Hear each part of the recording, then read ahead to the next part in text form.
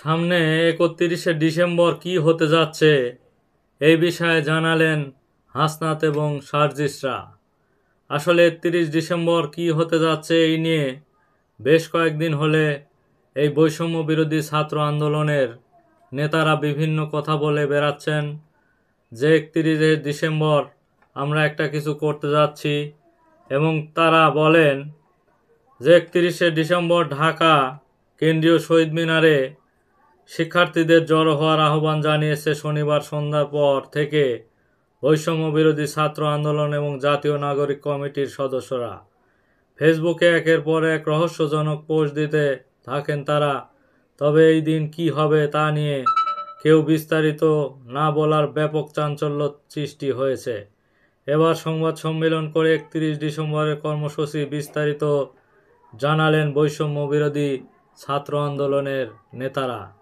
যা আসলে ৩১ ডিসেম্বর নিয়ে যে এত গোমরাগমরি এবং কি হতে যাচ্ছে রহস্যর যে একটি গন্ধ পাওয়া যাচ্ছে এ বিষয়ে স্পষ্ট বার্তা দেওয়ার জন্য আজ এই বৈষম্য বিরোধী ছাত্র আন্দোলন নেতারা তারা একটি সংবাদ সম্মেলন করেছেন। এই সংবাদ সম্মেলনে তারা একটি বিশেষ বার্তা দেওয়ার চেষ্টা করেছেন। রোববার ২৯ ডিসেম্বর দুপুরে বাংলা মোটরে বৈষম্য ছাত্র আন্দোলনের কেন্দ্রীয় কার্যালয়ে সংবাদ সম্মেলন আয়োজন করা হয়। এই সংবাদ সম্মেলনে বৈষম্য বিরোধী ছাত্র আন্দোলনের আহ্বায়ক হাসনাত আবদুল্লাহ বলেন, জুলাই অভ্যুত্থানে সাধারণ মানুষ যেভাবে রাস্তায় নেমে এসেছিল ঠিক তেমনিভাবে ৩১ ডিসেম্বর আবার মানুষ রাস্তায় নেমে আসবে।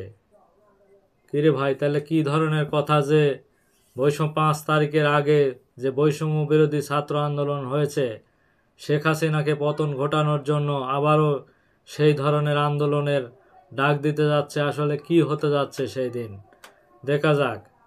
ঠিক তেমনিভাবে ৩১শে ডিসেম্বর আবার রাস্তায় নেমে আসবে। ওই দিন জুলাই বিপ্লবের ঘোষণাপত্র প্রকাশ করা হবে। এই বিপ্লবের ঘোষণাপত্র ৫ আগস্টেই হওয়া উচিত ছিল। এটি নানা কারণে স্বৈরাচারের দোসররা সক্রিয় রয়েছে।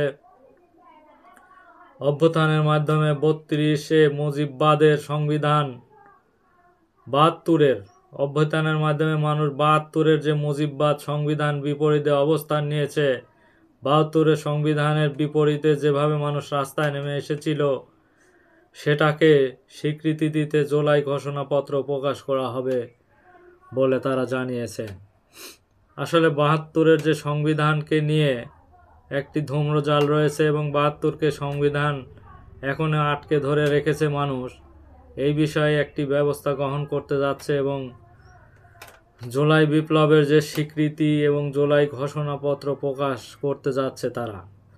হাসনাত বলেন, এটা নির্দিষ্ট কোনো দলের প্রোক্লেমেশন না। আমরা দীর্ঘদিন ধরে প্রতারিত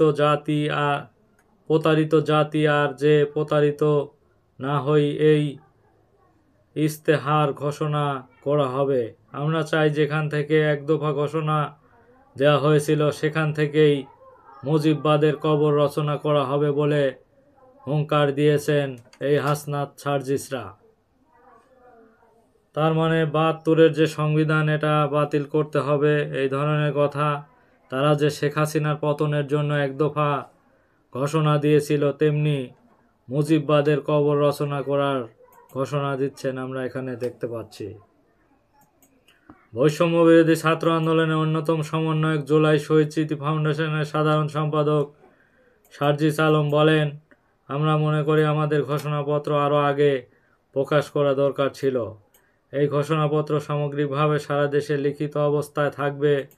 পুরাতন সিস্টেমগুলোকে রিজেক্ট করে নতুন সিস্টেম তৈরি করবে। আগামী মানুষ ভোট দেবে যখন তারা বুঝতে পারবে কোনো প্রেক্ষাপটে অভ্যুত্থান হয়েছিল। আমরা বিশ্বাস করি মানুষের মনকে সেভাবে ফ্যাসিস্ট বিরোধী আন্দোলনে সক্রিয় করেছিল তেমনিভাবে এই ঘোষণাপত্র মানুষের মনে ধারণ করবে বলে তারা মনে করেছেন।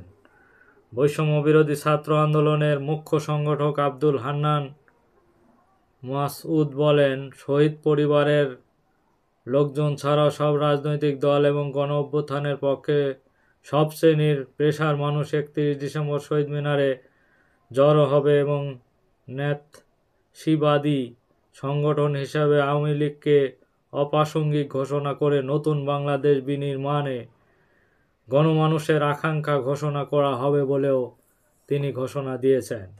তিনি আরও বলেন, এই মধ্যে ঘোষণাপত্রে খসড়া বিভিন্ন রাজনৈতিক দলকে পাঠানো হয়েছে। সবাইকে সঙ্গে নিয়ে 31 ডিসেম্বর ঘোষণাপত্র পাঠ করা হবে বলে জানা গেছে।